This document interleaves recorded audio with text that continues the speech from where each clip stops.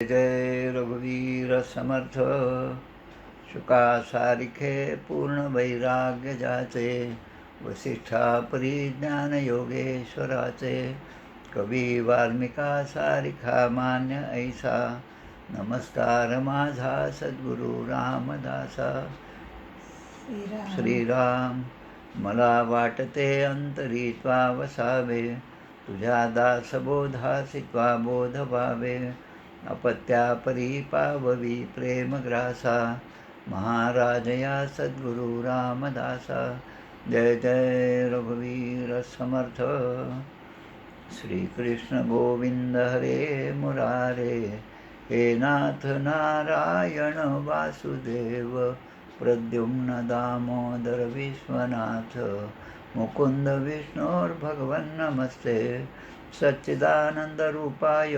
विश्वोत्पत्त्यादिहेतवे तापत्रय विनाशाय श्रीकृष्णाय वयं नमः कृष्णाय वासुदेवाय हरये परमात्मने प्रणतक्लेशनाशाय गोविन्दाय नमो नमः वसुदेवसुतं देवं कंसचाणूरमर्दनं देवकी परमानन्दं कृष्णं वन्दे जगद्गुरुं कृष्णकमलपत्राक्षं पुण्यश्रवणकीर्तनं वासुदेवं जगद्योनिं नौमि नारायणं हरिं कृष्णकृष्णेति कृष्णेति यो मां स्मरति नित्यशः जलं भित्वा यथा पद्मं संसारात् उद्धराम्यहं कृष्णाय वासुदेवाय देवकीनन्दनाय च नन्दगोपकुमाराय गोविन्दाय नमो नमः नमः पंकजनाभाय नमः पंकजमालिने नमः पंकजनेत्राय नमः पंकजांग्रये गोपाल कृष्ण भगवान की जय जय जय रघुवीर समर्थ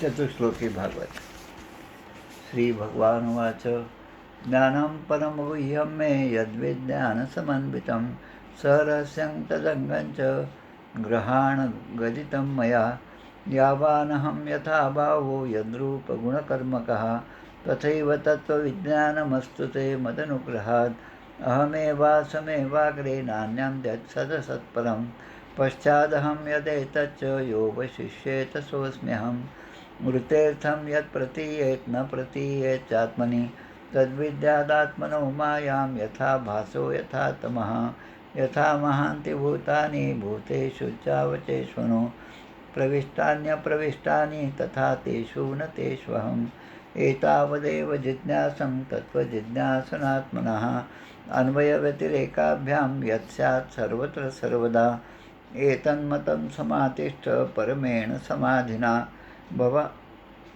भवान् कल्पविकल्पेषु न विमुह्यति कदाचित् गोपाल कृष्ण भगवान की जय चतुर्थ स्कंद अवतरणिका स्वयंभुव मनुकन्यका झाल्या विश्ववंशावलिका प्रथमोध्यायनिका चतुर्थ स्कंदी तयाचा द्वितीयोध्यायी दक्ष प्रजापती दुर्वचन बोले शिवाप्रती तृतीयोध्यायी सती इच्छी यज्ञ महोत्सव सतीचा अग्निप्रवेश निवेदिला चतुर्थोध्यायास वीरभद्रकृत यज्ञविध्वंस दक्षवध पंचमोध्यायी ब्रह्मादिक देवता कैलासी प्रसन्न करते शिवाशी ते षष्ठाध्यायाशी दक्ष यज्ञपूर्ती सप्तमी अष्टमोध्यायी ध्रुव वन गमन नवमोध्यायी ध्रुव तपस्या पूर्ण उत्तम वध ध्रुव यक्ष रक्षण ते वर्णन दशमोध्यायी स्वयंभुवाचा ध्रुवाशी उपदेश युद्धबंध एकादशोध्यायास कुबेर वरदान ध्रुवास विष्णुपद प्राप्ती द्वादशाशी ध्रुववंश वर्णन अंगचरित्र त्रयोदशी कथा पवित्र चतुर्दशी वेन विचित्र जन्मला नष्टात्मा राजा पृथूचे निर्माण राज्याभिषेक पंचदशी छान पृथूशी स्तविती बंदीजन षोडशोध्यायी पृथुकोप पृथ्वीकृत स्तुती सप्तदशोध्यायी कथाती पृथ्वीदोहन अष्टादशोध्यायाप्रती 19 शताश्वमेध पृथ्वीच्या यज्ञशाळेमधून प्रसन्नत्वे भगवत दर्शन ते 20व्यात निरूपण प्रदेशी उपदेश 21 सनकादिकांचा पृथ्वीशी उपदेश असे 22 तप परलोकगमन 23 महाराज पृथूचे वंशविस्तार पृथूचा, प्रचेताशी बोध रुद्राचा, 24वा अध्याय त्याचा पुरंजनोपाख्यान पंचविशी. पुरंजन गेला शिकारीशी, राणी क्रुद्ध झाली 26शी, चंडवेग धावला लढाईशी, 27वी कालकन्या कथा. पुरंजन स्त्रीरूप झाला, अविज्ञातोपदेशे उद्धरला, कथाभाग हा 28ला केला निवेदन. तात्पर्य पुरंजनोपाख्यानाचे 29 वर्णन त्याचे. प्रचेतास श्रीविष्णूचे 30व्यात वरदान. प्रचेताशी नारदोपदेश, परमपदप्राप्ती तयास, 31व्या अध्यायास अमृतकथा ऐशी हे. गोपाल कृष्ण भगवान की जय. जय जय रघुवीर समर्थ. अथ चतुर्विंशोऽध्यायः. 4व्या स्कंदातील 24वा अध्याय. पृथ्वीची वंशपरंपरा आणि प्रचेतांना भगवान रुद्रांचा उपदेश.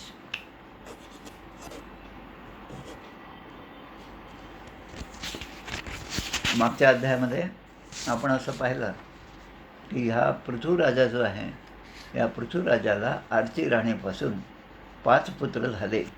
विजिताश्वं धूम्रकेशं, हर्यक्षं द्रविणं वृकं, सर्वेषां लोकपालानां दधारैक पृथुर्गुणान्.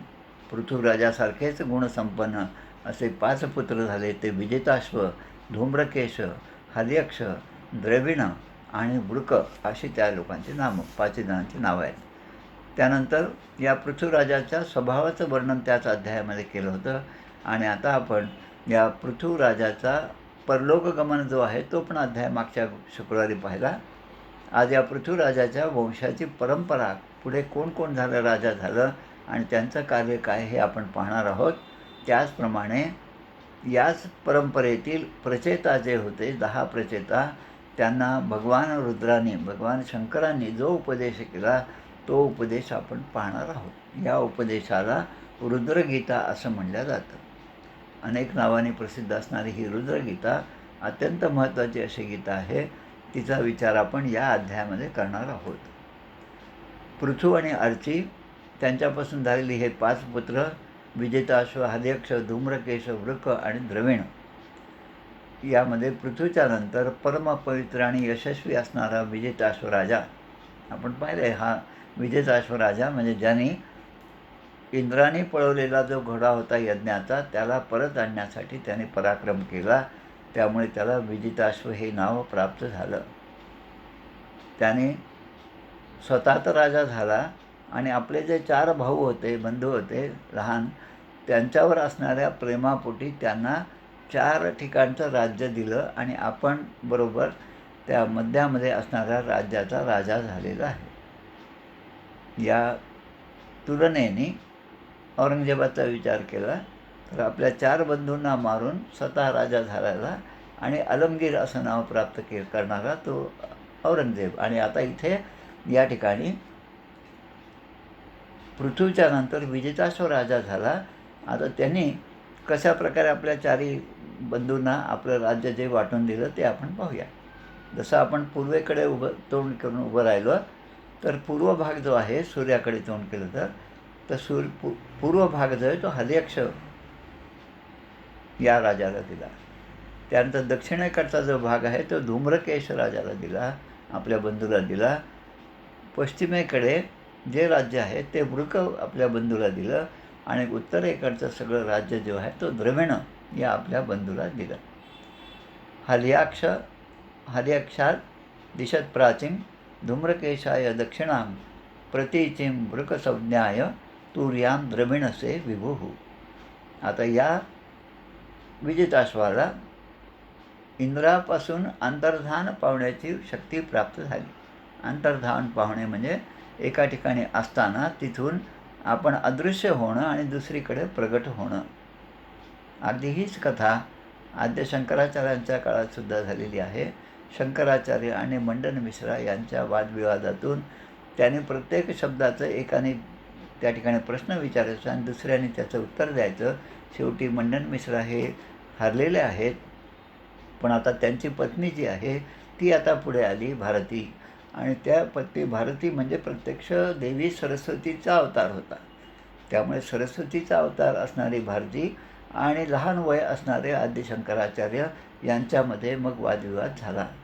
आणि त्यामध्ये आपल्याला दिसून येतं की त्यांनी किती चांगल्या प्रकारे प्रश्न विचारलेले आहेत. आणि मग ती जी आहे तर ती काय म्हणतात त्याला आपण कोकशास्त्र म्हणू, याबद्दलचं किंवा वैवाहिक जीवन जे आहे त्याबद्दलचा प्रश्न तिने जेव्हा विचारला तेव्हा शंकराचार्य स्वतः म्हणतात, मी तर आजन्म ब्रह्मचारी आहे, मला याबद्दलची कोणतीच माहिती नाही, पण आपल्या प्रश्नाचं उत्तर मी देऊ शकतो, मला थोडासा अवधी द्या. त्याप्रमाणे त्या थोड्या अवधीमध्ये 2 महिन्याचा एक अवधी असेल, त्यामध्ये भगवान शंकराचार्यांनी परकाया प्रवेश केलेला आहे. आणि परकाया प्रवेश करून म्हणजे या ठिकाणाहून ते अंतर्धान पावले आणि एका राजाचं मृत शरीर जे होतं त्या मृत शरीरामध्ये त्याने प्रवेश केला. आणि तो राजा जो मेलेला होता तो पुन्हा त्या ठिकाणी जिवंत झाला. आणि त्यानंतर 2 महिने त्या राजाने आपल्या राणीबरोबर राज्याचा उपभोग घेतलेला आहे. त्यामध्ये या सगळ्या प्रश्नांची उत्तरं त्यांना मिळाली. आणि बरोबर ठरलेल्या दिवशी 2 महिने झाल्यानंतर भगवान शंकराचार्य हे त्या ठिकाणी त्या भारती देवीचा बरोबर वार्तालाप करण्यासाठी प्रगट झालेले आहेत. तर अशा प्रकारे अंतर्धान होणं ही जी विद्या होती ती या विजिताश्वाला इंद्रापासून प्राप्त झालेली होती. आणि म्हणून या विजिताश्वाला अजून एक नाव प्राप्त झालं, ते म्हणजे अंतर्धान. या अंतर्धानाला म्हणजे विजिताश्वाला जी पत्नी 2 पत्नी होत्या, एक म्हणजे शिखंडिनी आणि हिच्यापासून त्याला 3 पुत्र झाले. आता ते 3 पुत्र यांची नावं जे आहेत पावक, पवमान आणि शुची. मागे पण आपण दुसऱ्या स्कंधामध्ये या अग्नीची जी नावं पाहिली, 49 अग्नीची नावं पाहिली, त्यामध्ये ही 3 नावं प्रामुख्याने होते, पावक, पवमान, शुची आणि अग्नी. आणि मग 45 इतर असे 49 जे आहेत ती अग्नीची नावं आपण पाहिली. आता तेच अग्नी जे आहेत ते आता या शिखंडिनी मातेच्या पोटी त्याने जन्म घेतला, शरीर धारण केलं आणि त्याप्रमाणे त्याने पवमान, पावक आणि शुची अशी रूपं धारण केली. वसिष्ठाने शाप दिल्याप्रमाणे अग्नीनेच त्यांच्या रूपामध्ये जन्म घेतला होता. आणि मग पुन्हा योग मार्गाचा अवलंब करून हे 3 पुत्र पावक, पवमान आणि शुची हे आपल्या मूळ रूपामध्ये म्हणजे अग्निरूपामध्ये प्रविष्ट झाले. आता दुसरी जी पत्नी आहे अंतर्धानाची तिचं नाव आहे नभस्वती. नभस्वती आणि अंतर्धान यांच्यापासून एक पुत्र झाला, त्याचं नाव हविर्धान.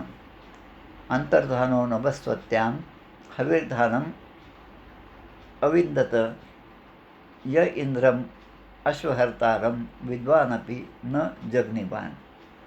आणि याची आता हा राजा जो आहे नभस्वतीचा पती म्हणजे अंतर्धान, या राजाने आता तो विचार केला की या राज्याचं राज्य चालवत असताना मला ज्या ज्या गोष्टी कराव्या लागत आहेत म्हणजे कर घेणं, शिक्षा करणं, दंड वसूल करणं, ही जी राजाची कर्तव्य आहेत ही कर्तव्य करणं त्यामध्ये थोडंसं कठोरत्व आहे असं त्याच्या लक्षात आलं.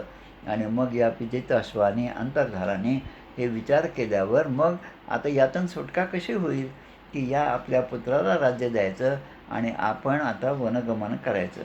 आता त्यासाठी त्यांनी एक युक्ती शोधलेली आहे की दीर्घकाळ चालणाऱ्या यज्ञाची त्यांनी दीक्षा घेतली. आता ज्याची मी दीक्षा घेतली त्या माझ्या सद्गुरूच्या सांगण्याप्रमाणे दीक्षेमध्ये मला जे मिळालं आहे त्याप्रमाणे आचरण माझ्याकडून झालं पाहिजे. यामुळे या यज्ञाच्या दीक्षेच्या निमित्ताने या अंतर्धानाने विजिताश्वाने आपलं राज्याचा त्याग केला आणि ते स्वतः भगवंताच्या दिव्य लोकाला प्राप्त झाले. मग आता राहिला हविर्धान. या हविर्धानाच्या पत्नीचं नाव आहे हविर्धानी. हविर्धान आणि हविर्धानी यांना 6 पुत्र झाले. त्यांची नावं बरीषदम, गयम, शुक्लम, कृष्णम, सत्यम, जितव्रतम असे 6 पुत्र झाले. त्यामधला श्रेष्ठ जो आहे मोठा मुलगा जो आहे तो म्हणजे बहिर्षद. बहिर्षद सुमहाभागो हविर्धानी प्रजापती क्रियाकांडेषु निष्णातो योगेषु च कुरुद्वः. म्हणजे हा बहिर्षद जो राजा आहे त्याचा जास्त कल जो होता ते यज्ञयागामध्ये होता, कर्मकांडामध्ये होता, योगाभ्यासामध्ये तो प्रवीण होता. आणि असं होता त्यांनी प्रजापतींचा अधिकार प्राप्त केला. आणि असे इतके यज्ञ केले. आता परवाच मी ज्या अंबडला जाऊन आलो त्या ठिकाणी यज्ञ झालेला आहे आणि त्या यज्ञासाठी यज्ञकुंड त्या ठिकाणी निर्माण केले होते. आता हे यज्ञकुंड त्या मठाच्या बाजूला नव्याने बांधण्यात आलेल्या भक्तनिवासाच्या मोठ्या हॉलमध्ये तयार केले. पण या राजाने असे यज्ञ एकानंतर एक केले की ज्या जागेवर यज्ञ केला ती जागा सोडून त्याच्या बाजूला पुन्हा दुसरा यज्ञ केला आणि असं होता होता ही सर्व भूमी जी आहे ती त्याच्या यज्ञकुंडाने व्यापून गेली. प्राचीन आग्नेयी कुशैरासीत दास्तृतम वसुधा तलम, म्हणजे सगळी पृथ्वी जी आहे ती सगळी त्या यज्ञकुंडानेच व्यापून गेली आणि यज्ञामध्ये ज्या ज्या दर्भ जे वापरले होते त्या दर्भ त्या ठिकाणी निर्माण करायला लागतं. जसे मी अंबडच्या यज्ञामध्ये पाहिलं की तिथेसुद्धा ते दर्भ निर्माण केले होते. त्याच हॉलमध्ये तिथेच माती वगैरे टाकून त्या ठिकाणी ते दर्भ तयार केले होते. तसं या राजाने केल्यामुळे सगळी पृथ्वी ही दर्भाने व्याप्त झाली होती आणि म्हणून या राजाला नुसतं बरीशद नाही पण आता प्राचीन बरही असं नाव प्राप्त झालं. प्राचीन बरी राजाने पुढे शतद्रुती नावाच्या मुलीशी लग्न केलं आणि ही शतद्रुती प्रत्यक्ष भगवान ब्रह्मदेवांची कन्या होती. लग्नामध्ये या शतद्रुतीचं वय फक्त 11 ते 12 वर्षाचं आहे असं आमचे श्रीधरी टीका जे आहे त्यामध्ये लिहिलेलं आहे. शतद्रुतीशी विवाह केला. ही शतद्रुती इतकी सुंदर होती की तिच्या सौंदर्यामुळे देव, असुर, गंधर्व, मुनी, सिद्ध, मनुष्य आणि नागसुद्धा यांनासुद्धा तिने वश करून घेतलेलं होतं. प्राचीन बरी राजा आणि शतद्रुती यांच्यापासून पुढे 10 पुत्रांनी जन्म घेतला. हे 10 पुत्र जे आहेत त्यांना प्रचेता असाच एक नाव आहे. 10 जणांना एकच नाव आहे ते म्हणजे प्रचेता. हे 10 पुत्र धर्माप्रमाणे वागणारे होते. त्यांची नावंसुद्धा एकसारखीच होती आणि धर्म, नीती, न्याय याप्रमाणे आचरण करणारे हे होते. आता जेव्हा त्यांच्या पित्याने म्हणजे प्राचीन बरीने त्यांना संतान उत्पन्न करण्यासाठी आज्ञा केली तेव्हा ते सर्वजण 10च्या 10 जे म्हणतात, पित्रादिष्टाः प्रजा सर्गे तपसे अर्णवम आविशन दशवर्षसहस्राणि तपसा अर्चयस तपस्पतीम. आज्ञा केल्याबरोबर त्याने ती आज्ञा मान्य केली आणि ते म्हणतात की आता तपश्चर्या करण्यासाठी आता आम्ही या ठिकाणाहून जात आहोत आणि तपश्चर्या पूर्ण झाल्यावर आपल्या आज्ञेचा आम्ही विचार करणार. आता किती वर्ष तपश्चर्या केली तर 10,000 वर्ष तप केलं आणि श्रीहरींची आराधना 10,000 वर्ष केली. आता राज्य सोडून आता हे 10 जण तपश्चर्येसाठी निघालेले आहेत. यदुक्तम पथी दृष्टेन गिरीशेन प्रसीदता तध्यायंतो जपंतश्च पूजयंतश्च संयताः. ते जेव्हा निघाले तेव्हा त्यांच्या रस्त्यामध्ये वाटेमध्ये त्यांना प्रत्यक्ष भगवान महादेवांनी दर्शन दिलं. आता भगवान महादेवांचं दर्शन असं तसं ते फुकट जाणार नाही, वाया जाणार नाही आणि भगवान महादेव त्यांना म्हणतात मला तुम्हाला उपदेश करायचा आहे आणि तो जो उपदेश आहे ते मात्र तुम्ही ध्यान, जप आणि पूजन करत त्या माझ्या उपदेशाचं स्मरण अखंड केलं पाहिजे. आता या ठिकाणी विदुराने प्रश्न विचारलेला आहे की जात असताना तपश्चर्येमध्ये निघालेले असताना की ज्यांना समुद्रात प्रवेश करून म्हणजे आपलं खांद्यापर्यंतच्या पाण्यामध्ये उभं राहून 10,000 वर्ष तप करायचं होतं त्यांना भगवंताने या ठिकाणी आपोआप भेट झाली ती महादेवांच्या बरोबर झाली आणि मग त्या महादेवाने या 10 प्रचेतांना कोणता उपदेश केला, त्यांचं त्यांच्याशी काय बोलणं झालं हे मला सांगा असं विदुर जे आहेत ते मैत्रेय ऋषींना सांगत आहेत. आणि मग ते म्हणतात जसं भगवान शंकर हे कसे आहेत, आत्मारामोपी यत् स्वस्य लोककल्पस्य राजसे शक्त्या युक्तो विचरती घोरया भगवान भवः. भव म्हणजे शंकर, भगवान शंकराचं नाव भव आहे. हे आत्माराम आहे, आत्मतृप्त आहे, तरीसुद्धा लोकांच्या कल्याणासाठी, रक्षणासाठी घोर रूपा शक्तीसह ते सर्वत्र संचार करीत असतात. आणि मग यांची भेट झाल्यानंतर त्यांनी त्यांना कोणता उपदेश केला असा प्रश्न विचारला. मग मैत्रेय हे सांगायला लागले. आता या ठिकाणी मैत्रेय जे सांगत आहेत त्यामध्ये ते म्हणतात की हे 10 प्रचेता जे आहेत ते जेव्हा पृथ्वीवर भ्रमण करीत होते त्याप्रमाणे त्यांना समोर एक मोठा समुद्र दिसला. समुद्राच्या बाजूला एक सरोवर होतं आणि ते सरोवर पाहिल्यामुळे त्या सरोवराचं वर्णनसुद्धा या ठिकाणी 5-6 श्लोकांमध्ये केलेलं आहे. त्या सरोवरापाशी ते जेव्हा गेले तेव्हा या 10 प्रचेतांना असं दिसलं की आत्ताच आपल्याला ज्या भगवान शंकरांनी दर्शन दिलं आणि मी तुम्हाला उपदेश देणार आहे असं सांगत होते, तर ते देवादिदेव भगवान शंकर आपल्या गणांसह आपल्या शिष्यांसह त्या सरोवरातून बाहेर येत आहेत. आणि आता त्या भगवान शंकराचं या ठिकाणी थोडंसं वर्णन पण केलेलं आहे. तप्त हेम निकायाभम शीतिकंठ त्रिलोचनम. त्रिलोचन आहे, निळाकंठ आहे, निळकंठ नाव प्राप्त झाले. प्रसाद सुमुखम वीक्ष प्रणयमूर्जात कौतुकाः. प्रचेतांना मोठे आश्चर्य वाटतं त्यांना पाहिल्यावर आणि त्यांनी भगवान शंकरांना नमस्कार केला. सतान प्रपन्नार्थी हरे भगवान धर्मवत्सलः धर्मज्ञानशील संपन्नान प्रीतः प्रीतानुवाचः. ते म्हणतात शरणागताचे भयहरण करणारे धर्मवत्सल असे भगवान शंकर आपल्या दर्शनाने आम्हाला खूप आनंद झाला. आणि मग त्यावेळेस त्या प्रचेतांना उद्देशून भगवान शंकर जे आहेत ते त्यांना म्हणतात श्री रुद्रवाच. आता ते जे सांगतात ते फार महत्त्वाचं आहे. आणि मग नंतर भगवान शंकरांनी या 10 प्रचेतांना आपला उपदेश जो आहे तो रुद्रगीत यामध्ये केलेला आहे. या परम रहसः साक्षात त्रिगुणात जीव संदितान भगवंतं वासुदेवं प्रपन्न सप्रियो हि मे. की जी व्यक्ती अव्यक्त प्रकृती म्हणजे त्रिगुणात्मक असणारी आणि जीवसंज्ञक पुरुष या दोघींचा नियामक म्हणजे त्या दोघांवर ज्यांचं शासन चालतं त्या भगवान वासुदेवांना शरण जाते, ती व्यक्ती मला अत्यंत प्रिय आहे असे भगवान शंकर म्हणतात. आणि मग ते म्हणतात की आपल्या वर्णाश्रम धर्माप्रमाणे कार्य करणारा आणि प्रत्येक कर्म हे भगवंताला अर्पण करणारा असा जो नेमनिष्ठेने राहील आणि अनुष्ठान करेल तो ब्रह्मपदाला प्राप्त होईल. मग पुढे म्हणतात की हे प्रचेतागण हो, तुम्ही खऱ्या अर्थाने भगवत भक्त आहात आणि जेवढं माझं भगवंतावर प्रेम आहे तेवढंच आपल्यावर सुद्धा प्रेम आहे. आणि मी तुम्हाला आता ही विशेष गोष्ट सांगणार आहे. इदम विविक्तम दप्तव्यम पवित्रम मंगलम परम निःश्रेयसकरम चापी श्रूयताम तद्वदामी वहा. कारण मी तुम्हाला एक अतिशय पवित्र असं आणि मंगलकारक आणि सर्व लोकांचा कल्याणकारक असं स्तोत्र सांगणार आहे.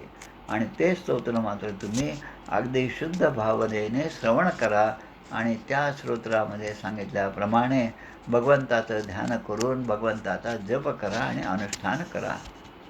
मग मैत्रेयी या ठिकाणी म्हणतात तेव्हा नारायण परायण म्हणजे नारायणाची प्राप्ती होण्यासाठी आणि करुणा हृदय प्रत्येकाच्या जीवासाठी ज्यांच्या हृदयामध्ये करुणा आहे अशा भगवान शिवांनी आपल्या समोर उभे असणाऱ्या हात जोडून उभे असणाऱ्या त्या 10 प्रचेतांना जे राजपुत्र होते त्यांना हे स्तोत्र शिकविले.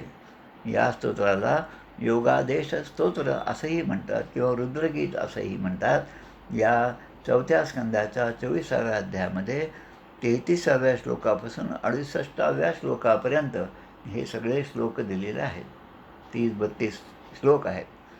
त्या श्लोकाचा अर्थ जो आहे तो अर्थ आणि आपल्या व्यंकटेश स्तोत्र जे आहे जे देवीदास विरचित आहे व्यंकटेश स्तोत्र त्यामध्ये ते भगवंताच्या रूपाचं वर्णन केलं आहे ते आणि यामध्ये दिसलेल्या योगादेश स्तोत्रामध्ये जे वर्णन केलं आहे भगवंताचं ते जवळपास सारखंच आहे. आपण काही श्लोक यातले पाहू आणि मग ते आपण मराठीतले असल्यामुळे ते ओव्या लगेच आपल्या लक्षात येतील. ते म्हणतात जितं तं आत्मविद्धूर्य स्वस्तये स्वस्तिरस्तु मे भवता राधसाराधम सर्वास्मा आत्मने नमः. भगवान रुद्र असं म्हणतात हे देवा हे भगवंता आपला उत्कर्ष उच्च कोटीच्या आत्मज्ञानांना खरा अर्थाने लाभ व्हावा यासाठी आहे आणि त्यांना जर लाभ होत असेल तर ते श्रवण करण्यामध्ये माझंसुद्धा कल्याण आहे असं भगवान शंकर म्हणतात. कारण आपण पद्मनाभ आहात. पद्मनाभ म्हणजे ज्यांच्या नाभी कमळातून पद्म म्हणजे या कमळाची उत्पत्ती झाली आणि त्यामधून मग भगवान ब्रह्मदेव आहेत आणि ब्रह्मदेवाने ह्या अनंत कोटी ब्रह्मांड नायक असं एवढं मोठं विश्व ज्याने नमस्कार त्याने केलेलं आहे ते आपण आहात. सर्वांच्या बुद्धीचे अधिष्ठाता जे आहे ते सुद्धा आपणच आहात. नमः पंकजनाभाय भूत सूक्ष्मेंद्रियात्मने वासुदेवाय शांताय कूटस्थाय सरोचिषे संकर्षणाय सूक्ष्माय दुरंत्यायांतकाय च नमो विश्वप्रबोधाय प्रद्युम्नायांतरात्मने. अशा प्रकारे त्यांनी ती स्तुती केलेली आहे. आता आपण या ठिकाणी या सगळ्या जगामध्ये आपण सगळीकडे तेच आहात. जे पितर आहेत किंवा देव आहेत यांच्यासाठी अन्न जे आहे ते सुद्धा आपणच आहात. तिन्ही वेद जे आहे त्यांचं अधिष्ठान जे आहे ते तिन्ही वेदांचं अधिष्ठान असणारं आपलं स्वरूप आहे. या ठिकाणी असणारे देह, पृथ्वी आणि विराट स्वरूप. देह म्हणजे आपल्या सगळे जीव, त्यानंतर विराट पृथ्वी ही सगळी पृथ्वी आणि विराट स्वरूप म्हणजे त्यापुढे असणारं भगवंताचं स्वरूप जे आहे ते सगळं आपणच आहात. या त्रैलोक्याचं रक्षण करणं, त्याचं पालन करणं आणि त्याचा संहार करणं म्हणजे एका अर्थाने ब्रह्मा, विष्णू आणि महेश या तिन्ही देवतांचं जे कार्य आहे ते आपल्या अधिष्ठानावर होत आहे. अशा रीतीने त्यांनी या ठिकाणी प्रत्यक्ष भगवंताच्या रूपाचं वर्णन केलेलं आहे. खूप चांगलं वर्णन यामध्ये दिलेलं आहे. ते म्हणतात शक्तित्रय समेताय विशुंडे अहंकृतात्मने चेत आकुती रूपाय नमो वाचो विभूतये. चेत आकुती रूपाय म्हणजे या सगळ्या गुणांचा अभिव्यक्ती करणारे आणि जे नमो वाचो विभूतये परा पश्यंती मध्यमा आणि वैखरी या ज्या वाणी आहेत त्या वाणींची अभिव्यक्ती जी आहे त्याचं मूळ आपण असल्यामुळे आम्ही आपल्यास नमस्कार करतो. आता त्या भगवंताचं रूप जे आहे ते व्यंकटेश स्तोत्रामध्ये जे लिहिलेलं आहे ते श्लोक आपण या ठिकाणी थोडक्यात पाहूया. श्री व्यंकटेश स्तोत्र जे आहे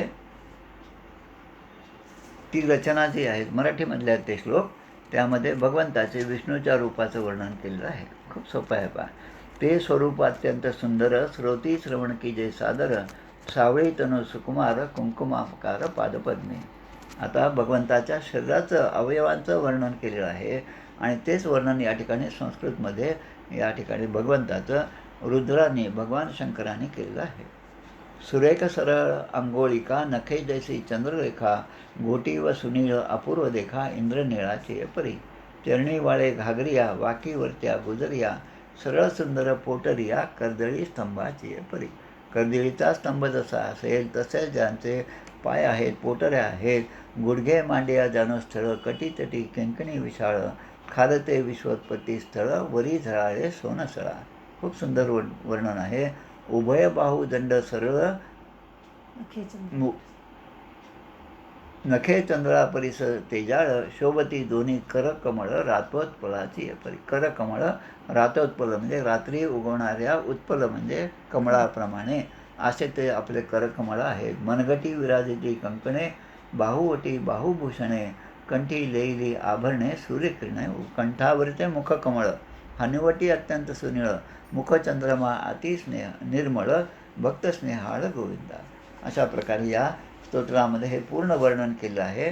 तेच या ठिकाणी सुद्धा दिलेलं आहे. मग पुढे काय म्हणतात की आपलं मोहक हास्य आहे, कुरळे केस आहेत, काळ्या काळ्या केसांच्या बटा आहेत, कमलपुष्पातील केसरांप्रमाणे फडफडणारं आपलं पितांबर आहे, कुंडले आहेत आणि चारी हातामध्ये शंख चक्र गदा पद्म आपण धारण केलेलं आहे.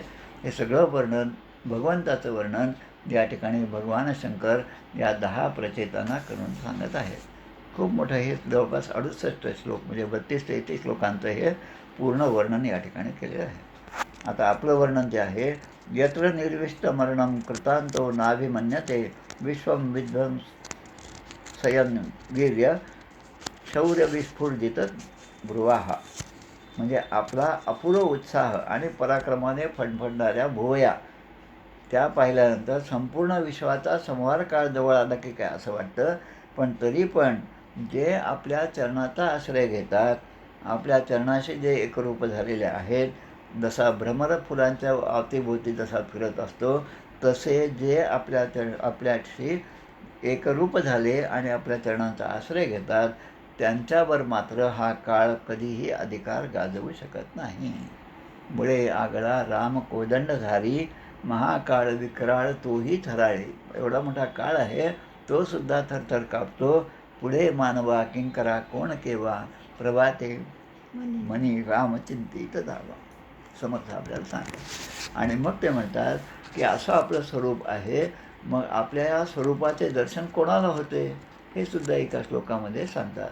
न यस्य चित्तं बहिरर्थ विभ्रमं, तमो गुहा यांचं विशुद्ध महाविशत, यद्भक्तियोगानो ग्रहीतमंजसा, मुनिर्विचष्टे ननु तत्प्रते गतिम. जे भक्त किंवा ज्या भक्तांचं चित्त भक्तियोगाने परिपूर्ण आहे, म्हणजे ज्यांच्यामध्ये भक्ती ही दृढ झालेली आहे आणि भक्तीमुळे ज्यांचं चित्त शुद्ध झालेलं आहे, त्यांना बाह्य विषयांकडे जाण्याची गरजच नाही. कारण ते आत्माराम तृप्त असे आप्तकाम असे आहेत. आणि म्हणून अज्ञानरूपी गुहेमध्ये ते कधीही लीन होत नाही. ते कधीही अज्ञानाच्या अंधकारामध्ये कधी गुरफटत नाही. कारण त्यांना अनायासेनेच आपल्या स्वरूपाचे दर्शन होत असते असं ते सांगतात. आणि म्हणून ते म्हणतात, त्वमेक आद्य पुरुषा सुप्त शक्ती ही. प्रभो, आपणच ही अद्वितीय आणि आदिपुरुष शक्ती आहे. आणि सृष्टीच्या आरंभी आपण या ठिकाणी होता. आणि जी मायाशक्ती आहे ती आपल्या ठिकाणी आपल्याच शरीरामध्ये आपल्यामध्येच सुप्त अवस्थेमध्ये होती. आपल्याला इच्छा झाली म्हणून त्या मायेने आपलं कर्तृत्व या ठिकाणी दाखवलं. आणि नंतर त्या मायामुळे गुणमयी मम माया जे म्हणतो आपण त्याप्रमाणे सत्व रज आणि तमोगुण अशा गुणांमध्ये आपण विभागले गेला. आणि मग गुणमयी मूळ माया हे जे आहे हे असे एकानंतर एक निर्माण होत गेले. आणि मग महत्त्व निर्माण झालं, अहंकार निर्माण झाला, पंचमहाभूते झाले. आणि मग नंतर मानवी जीवाची उत्पत्ती झाली. आणि मग त्यामध्ये देव ऋषी आणि सर्व प्राण्यांची उत्पत्ती झाली. पण या सगळ्यांना जन्म देणारे म्हणजे ब्रह्माचं कार्य, त्यांचं पालनपोषण करणारे म्हणजे विष्णूचं कार्य, आणि सगळ्यांचा संहार करणारे म्हणजे रुद्र भगवान शंकर जे आहेत हे सुद्धा आपल्यापासूनच निर्माण झालेले आहे. मग आता पुढे अजून एक श्लोक चांगला येतो यामध्ये. स एष लोकान अतिचंड वेगो, विकर्षसी त्वं खलु कालयान, भूतानि भूतैर अनुमेय तत्व, घनावलीर्वायुरिवा विषय. म्हणजे आपले स्वरूप जे आहे ते प्रत्यक्ष दिसत नसले तरी अनुमानाने ते समजते. आता हे कसा विचार करायचा आपण याचा, की काल रात्रीपर्यंत जी कळी होती ती सकाळी पाहतो तेव्हा छानपैकी उमललेली आपल्याला दिसते. आता त्याचं वैज्ञानिक कारण वैज्ञानिक जसे शोधतात तसं ते त्यांच्या परीने ते सांगतात. पण त्यांचा हा जो संशोधनाचा विषय आहे त्या संशोधनाच्या मुळाशी कोण आहे, की प्रत्येकाच्या संशोधन करण्याच्या बुद्धीच्या मुळाशी भगवंताचीच प्रेरणा आहे, भगवंताचीच शक्ती आहे. जसा वायू आपल्या असह्य अशा वेगाने सगळ्या मेघांना नष्ट करून टाकतो, म्हणजे एखादी शंका कुशंका जरी आली ती सगळी दूर करतो, तशी आपली शक्ती जी आहे ती आहे. आणि तिचा परिणाम आपल्याला सहजपणे दिसतो, म्हणजे अनुमानाने तो माणसाच्या लक्षात येतो. आणि मग म्हणतात, पण एखादा जीव जो आहे तो मोहग्रस्त आहे, त्याच्यामध्ये मोह निर्माण झालेला आहे. आणि मग मोहामुळे तो म्हणतो मला हे करायचं आहे, मला ते करायचं आहे, मी आज हे केल्याशिवाय झोपणार नाही, असं जेव्हा माणूस म्हणतो ते मोहामुळेच होतो. म्हणजे त्याचा लोभ आणि विषयांची लालसा सर्वसाधारण जीवाचीही वाढत जाते. आणि भुकेने व्याकुळ झालेला साप, ज्याला खूप भूक लागली आहे, तो साप जसं आपलं लक्ष केंद्रित करून समोर दिसणाऱ्या उंदराला पकडतो त्याप्रमाणे काळ जो आहे तो या जीवाला गिळंकृत करत आहे. आणि मग अशा वेळेस आपण आमचे पिता आहात किंवा आमचे पिता असणारे प्रत्यक्ष ब्रह्मदेवसुद्धा आपलीच पूजा करतात. स्वयंभू मनू इत्यादी जे 14 मनू आहेत ते सुद्धा आपल्याशिवाय इतर कोणाचीही पूजा करत नाही, ते आपल्यालाच नतमस्तक झालेले आहेत. आणि म्हणून भगवान शंकर या ठिकाणी सांगतात की रुद्ररूप काळाच्या भीतीने, म्हणजे प्रत्येकालाच मरणाचे स्मरण असावे, हरिभक्तीचं सादर व्हावे. मग काळ आपल्याला ग्रासणार आहे, काल वयाल मुख ग्रास जे म्हणलेलं आहे, प्रत्येकाला तो काळ या ठिकाणून घेऊन जाणार आहे. जो मी म्हणतो, मृत्यू निरूपणाचा समाज जो आहे तो आपण वाचला तर सहज पण लक्षात येईल की मृत्यू न म्हणे मी थोर, मृत्यू न म्हणे मी चोर, मृत्यू न म्हणे हा उपदेश देणारा आहे, मृत्यू न म्हणे हा काय पाठक, यजुर्वेदी असे सगळे शब्द समर्थांनी त्यामध्ये दिलेले आहेत. पण त्या सगळ्यांना ग्रासणारा काळ एकच आहे. म्हणून त्या राजकुमारांना म्हणजे 10 प्रचेतांना या ठिकाणी ते सांगतात, इदम जपत भद्रम वो विशुद्धा नृपनंदना हा सधर्म अनुतिष्ठन्तो भगवत अर्पित आशया. विशुद्ध भावाने म्हणजे विशेषत्वाने शुद्ध भावाने स्वधर्माचे आचरण करत भगवंतामध्ये आपलं चित्त लय करून मी सांगितलेल्या या योगादेश स्तोत्राचा आपण जर पाठ केला, तुम्ही जप करीत राहाल तर तुमचं मात्र कल्याण होईल. कल्याण झाल्याशिवाय राहणार नाही. आणि म्हणून ते म्हणतात योगादेशम उपासाद्य धारयंतो मणिवृत्ताः समाहित धियः सर्व एतत् अभ्यसता धृताः. मी तुम्हाला सांगितलेलं हे जे योगादेश स्तोत्र आहे ते मात्र तुम्ही मनामध्ये धारण करा. एखाद्या मुनी तपस्व्याप्रमाणे आचरण करा आणि अनुष्ठान करा आणि एकाग्रतेने या सगळ्या माझ्या या उपदेशाचा आदरपूर्वक तुम्ही अभ्यास करा. असं हे कोण सांगतं आहे?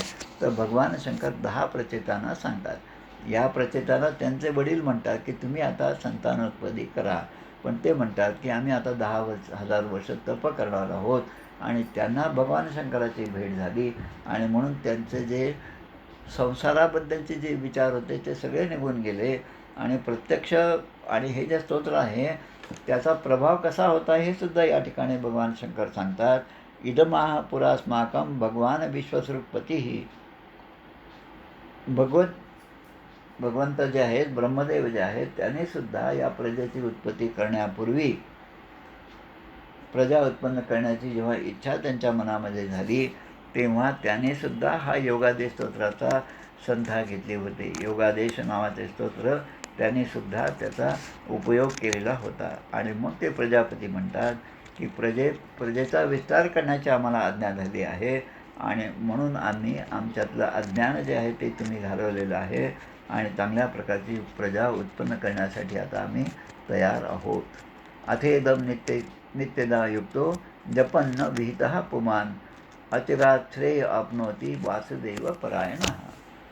आता म्हणतात की जो भगवतपरायण पुरुष एकाग्र चित्ताने या योगादेश स्तोत्राचा 33व्या श्लोकापासून 68व्या श्लोकापर्यंत योगादेश स्तोत्राचा दररोज जप करील त्याचे तात्काळ कल्याण होईल. श्रीमद्भागवतामध्ये निदान 100 वेळेस तरी अशा प्रकारचे श्लोक आलेले आहेत. आता आपल्याला प्रश्न पडतो की मागच्या स्कंदामध्ये सांगितलेल्या श्लोकाचं मी रोज वाचन करू का, आता सांगितलेल्याचा करू का, पुढच्या अध्यायात जे येणार आहे त्याचा करू. असं म्हणता म्हणता मग एकच आहे, सदासेव्या सदासेव्या श्रीमद्भागवती कथा हा पण श्लोक आलेला आहे. मग या सगळ्या गोष्टींचं वाचन किंवा त्याचं मनन किंवा त्याचा जप रोज करण्यापेक्षा या पूर्ण श्रीमद्भागवताचंच वाचन दररोज केलं, सदासेव्या सदासेव्या म्हणून आपल्या कानाने अशा भगवंताच्या कथा लीला ज्यामध्ये आहेत असा एक श्रेष्ठ ग्रंथ आपल्या हाती आहे आणि त्याचं वाचन आपण रोजच केले पाहिजे. आणि म्हणून रोज श्रीमद्भागवताचं वाचन, रोज आपल्या समर्थ संप्रदायाप्रमाणे दासबोध आहे, आत्माराम आहे, मनाचे श्लोक आहे, यांचं वाचन करून त्या विचाराने प्रवृत्त होऊन आपण आपलं सत्कर्म केलं पाहिजे. म्हणून या ठिकाणी सांगतात विंदन्ते पुरुषोम उष्मात यद्यत इच्छत सत्वरम मद्गीत गीता सुप्रीतात श्रेय सामेक वल्लभात. म्हणजे सर्व कल्याण साधनांचे प्राप्तव्य एकच आहे. हे घ्या म्हणजे हे होईल, हे घ्या म्हणजे हे होईल, हे औषध आहे, ते औषध आहे, याने डोकं दुखणं थांबेल, याने ताप कमी होईल आणि असं सगळं करण्यापेक्षा एक औषध घ्या म्हणजे सगळंच थांबेल. असं काय आहे की जे प्राप्त केल्यानंतर मला पुन्हा इतर गोष्टींच्या प्राप्तीची इच्छासुद्धा ठेवायची गरज नाही. यमनचिकेतेचा समाज जो आहे, जो अनेक उपनिषदांमधून आहे, तो पण आपण पाहावा त्यामध्ये. कारण एका भगवंताची प्राप्ती झाली म्हणजे या सगळ्या गोष्टींच्या म्हणजे लहान लहान तुकडे गोळा करायची गरजच नाही. म्हणून कल्याण साधनांचे प्राप्तव्य एकच आहे, ते म्हणजे भगवंत आहे. म्हणून ते म्हणतात मी गायलेल्या या स्तोत्राने भगवंताला जो प्रसन्न करतो तो जे काही मागेल ते त्याला प्राप्त होईल. माऊलीने जे आपल्या पसायदानात म्हटले, जो जे वांछिल तो तो ते लाहो प्राणी जातं, वर्षत सकळ भूमंडळी, हे जे आहे तशा प्रकारे अनवरत भूमंडळी सगळं असा वर्षाव होईल भगवंताच्या कृपेचा की त्या ठिकाणी की आता मला माझ्याकडे काही माझ्यासाठी मागावं असं इच्छाच राहणार नाही. आणि जे खळांची व्यंकटी सांडो तया सत्कर्मी वती प्रति वाढव, असं एक विश्वात्मक भाव त्याच्या मनामध्ये निर्माण होईल. आणि म्हणून इदम यः कल्य उत्थाय प्रांजली श्रद्धयान्वितः शृणुयात् श्रावयेन मर्त्यो मुच्यते कर्मबंधनही. सर्व प्रकारच्या कर्माच्या बंधनातून मुक्त होण्यासाठी कोणता मार्ग आहे?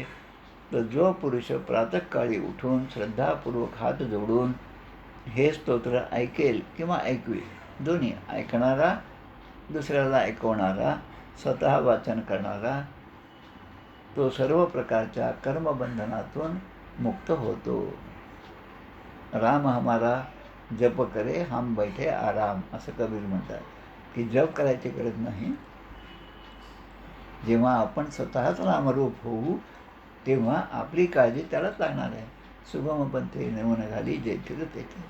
म्हणून आपण ते प्रणाम जो आहे, काय शरणागती जी आहे ती पूर्ण भावाने आपण केली पाहिजे. मग शेवटच्या श्लोकामध्ये इथे म्हणतात, गीतम मयेदम नरदेव वंदनाः परस्य पूसाः परमात्मनस्वयं जपंत एकाग्र धियस्तपो महर्ष चरध्वमंते तत आपसत हे स्थितम. म्हणजे हे राजकुमारनो, हे 10 प्रचेतांना भगवान शंकर म्हणतात, परमपुरुष अशा परमात्म्याचे म्हणजे भगवंताचे मी तुम्हाला हे जे स्तोत्र ऐकवले आहे त्याचा एकाग्र चित्ताने तुम्ही जप करा. आणि ते जप करीत असताना तुम्ही तुमचं अनुष्ठान चालू ठेवा, तप करा. आणि ते पूर्ण झाल्यावर तुम्हाला तुमचं इच्छित फळ जे आहे ते तुम्हाला निश्चितच प्राप्त होणार आहे. इति श्रीमद्भागवते महापुराणे पारमहंस्यां संहितायां चतुर्थस्कंदे रुद्रगीतं नाम चतुर्विंशोऽध्यायः. श्रीकृष्णार्पणमस्तु. असा हा 24वा अध्याय 4थ्या स्कंदातला या ठिकाणी पूर्ण होतो.